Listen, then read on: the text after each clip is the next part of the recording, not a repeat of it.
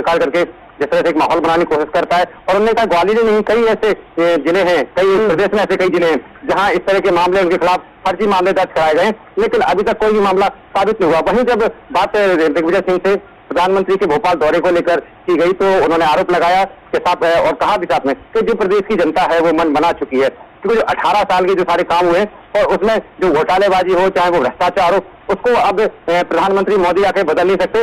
और आने वाले विधानसभा चुनाव में एक बार फिर कांग्रेस की सरकार बनेगी। जी जी बिल्कुल। और अगली एक और खबर आ रही है हमारे पास, ग्वालियर के फूलबाग मैदान में गुर्जर महाकुंभ का आयोजन किया गया, जिसमें 8 से 10 राज्यों के जो है गुर्जर समाज के लोगों ने शिरकत की। क्या है इसको लेके, कार्यक्रम को लेकर अपडेट जरा बताइए विक्रम। देखिए, दरअसल अभी विधानसभा चुनाव होने हैं और जिसको लेकर जितने भी समाज के लोग हैं, जाति वर्ग के लोग हैं, वो एक तरह से शक्ति प्रदर्शन करने में जुटे हैं। और इसी जो आज गुर्जर समाज का महाकुंभ है, शक्ति प्रदर्शन के तौर पर ही देखा जा रहा है। और ग्वालियर के फूलबाग मैदान में ये पूरी एक तरह से जो आम सभा है वो की जा रही है, जिसमें लगभग 9 से 10 राज्य, मध्य प्रदेश के अलावा राजस्थान, उत्तर प्रदेश, उत्तराखंड,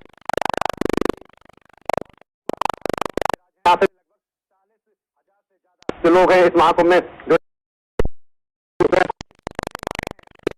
प्रमुख तौर से जो मांगे हैं वो राजनीति है उसको बढ़ाने के लिए करे, क्योंकि गुर्जर समाज का कहना है कि कई ऐसी विधानसभा हैं जहां वो निर्णायक स्थिति में है, उसके बावजूद उनके समाज को ना ही बीजेपी ना ही कांग्रेस किसी ने आगे नहीं बढ़ाया। और साथ ही दोनों दलों को एक तरह चेतावनी दी कि अगर इस बार भी उनके साथ इस तरह से अनदेखी की जाती है तो इसका विरोध उनको चुनाव में देखने को मिलेगा। और अभी ये सभा फूलबाग पे चल रही, लेकिन इसी दौरान कुछ युवकों ने एक हंगामा खड़ा कर दिया और एक तरह से तनाव की स्थिति बन गई और जो फूलबाग चौराहे पे जाम लगा दिया। जब पुलिस ने उन्हें रोकने की कोशिश की तो एक पुलिस की गाड़ी में तोड़फोड़ भी की और जिसकी सूचना पर तमाम आसपास के जो थानों की पुलिस है वो मौके पे पहुंची, तमाम आला अधिकारी अभी वहां मौजूद है और फिलहाल जो स्थिति है वो संभाल ली गई है। जी बिल्कुल विक्रम। और मौसम विभाग ने जानकारी देते हुए बताया कि पूरे महीने उमस रहने वाली है, वहीं बारिश होने की कम संभावना जताई जा रही है। अभी हाल ही में बारिश की वजह से पूरा प्रदेश जो है जल भराव से बड़ा परेशान था, नदी अफान पे थी। वहीं अब आने वाले समय में ग्वालियर में संभावना कम है बारिश की। क्या है बारिश को लेकर अपडेट, प्रवीण जरा बताइए।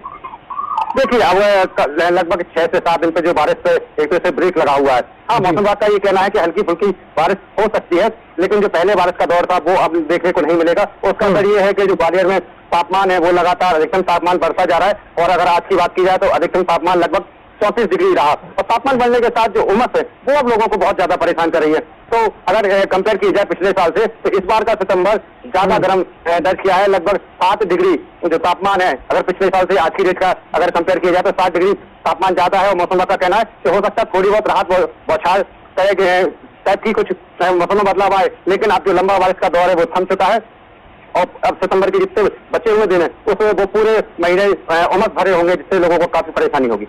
जी बिल्कुल विक्रम, तमाम जानकारियों के लिए बहुत बहुत धन्यवाद। आपने तमाम खबरों पे हमें अपडेट दिया। बात करेंगे छत्तीसगढ़ की। छत्तीसगढ़ में 90 विधानसभा सीटों पर इस साल चुनाव होना है। साल के अंत में होने वाले इस चुनाव को लेकर केंद्रीय नेता और राजनीतिक पार्टियों के पदाधिकारियों का लगातार प्रदेश का दौरा करना जारी है। इसी कड़ी में कांग्रेस नेता राहुल गांधी आज प्रदेश दौरे पर पहुंचे। इस दौरान राहुल गांधी बिलासपुर में आयोजित आवास न्याय सम्मेलन में शामिल हुए और आवास न्याय योजना का शुभारंभ किया। इसी के साथ कई विकास कार्यों का लोकार्पण और भूमि पूजन भी किया और साथ में जनसभा को संबोधित करने के दौरान बीजेपी पर जमकर निशाना साधा। हमारे साथ हमारे सहयोगी जुड़े हुए हैं और तमाम जानकारियां देने के लिए प्रवीण, क्या आज राहुल गांधी पहुंचे हैं छत्तीसगढ़ में दौरे पे, बिलासपुर में बीजेपी पे निशाना साधा है, वहीं एक योजना का भी शुभारंभ किया है। क्या है इसको लेकर अपडेट प्रवीण, जरा बताइए दर्शकों को।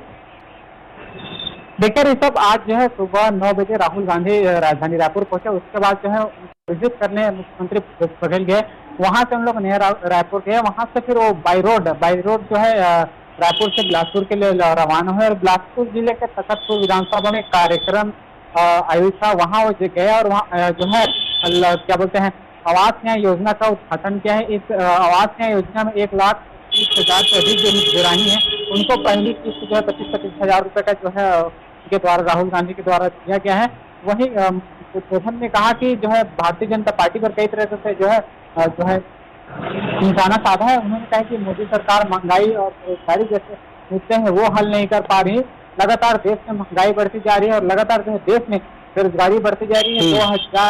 2 करोड़ जो है रोजगार देने की बात कही थी, उसको लेकर भी कहा है कि 2 करोड़ रोजगार उन्होंने देने की बात कही थी, लेकिन अब तक जो है एक भी रोजगार सेंट्रल गवर्नमेंट ने, केंद्रीय मोदी सरकार है, वो नहीं दे पाए।